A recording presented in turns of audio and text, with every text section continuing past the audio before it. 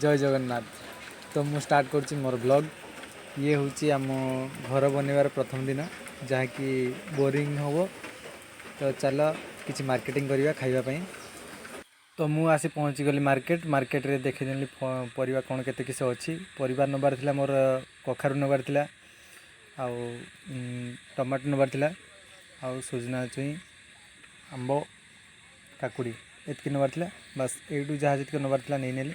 तापर माछ दुकान को जी तो मुझे आसी पहुँची गली माछ दुकान तो चलता बाहागर माछ कटा चलता।